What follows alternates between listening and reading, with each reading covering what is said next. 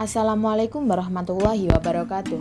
Kembali lagi dengan saya Nadia Hidayatul Husna. Kali ini kita akan bersama-sama belajar tentang interaksi sosial.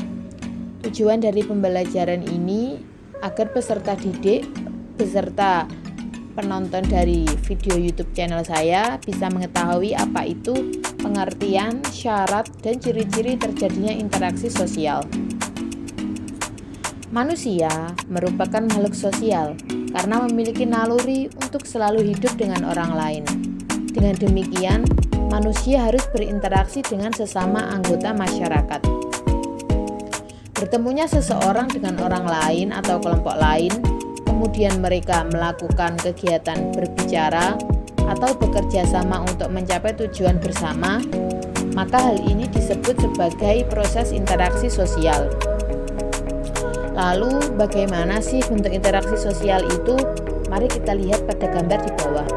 Gambar yang pertama, terlihat dua siswa sedang bercakap-cakap. Itu berarti telah terjadi proses interaksi sosial antara individu dengan individu. Lalu pada gambar yang kedua, ada guru yang sedang mengajar di kelas.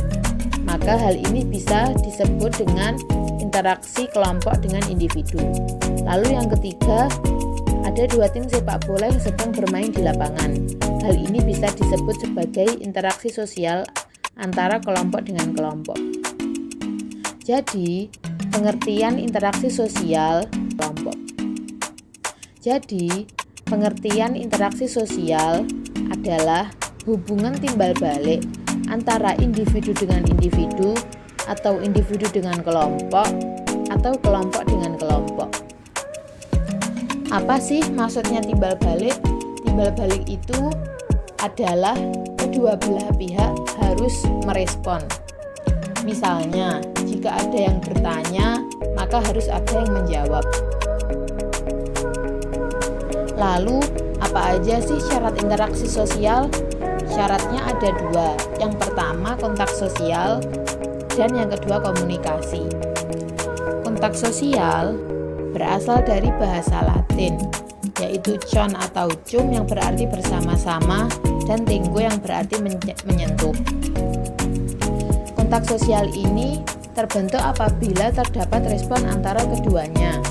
Contohnya berjabat tangan, melempar senyuman, dan bertatap muka.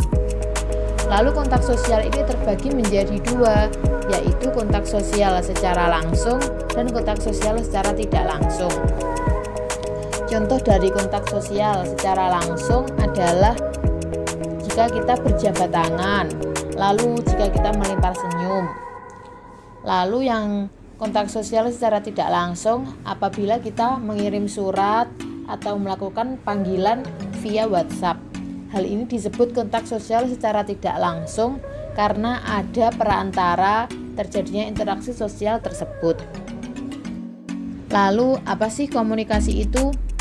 Komunikasi dapat diartikan sebagai kegiatan penyampaian pesan dari seseorang kepada orang lain, baik secara langsung maupun tidak langsung.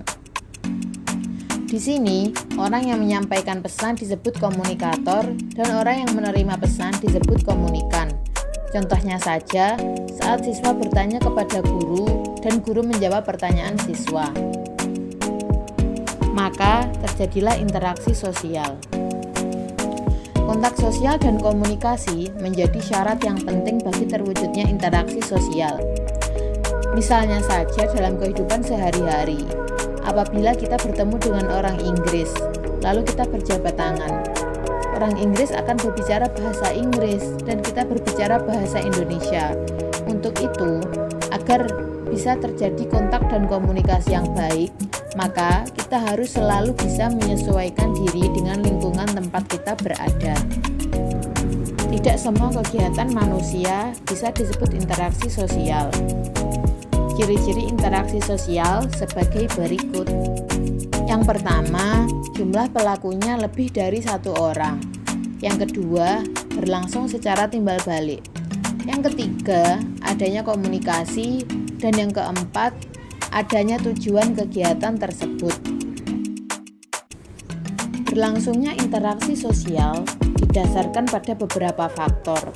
Yang pertama adalah faktor imitasi. Faktor imitasi adalah proses mencontoh orang lain atau kelompok. Misalnya, seorang anak bermain masak-masakan karena melihat ibunya pada saat memasak di dapur. Lalu yang kedua adalah faktor sugesti, yaitu pengaruh yang dapat menggerakkan hati seseorang.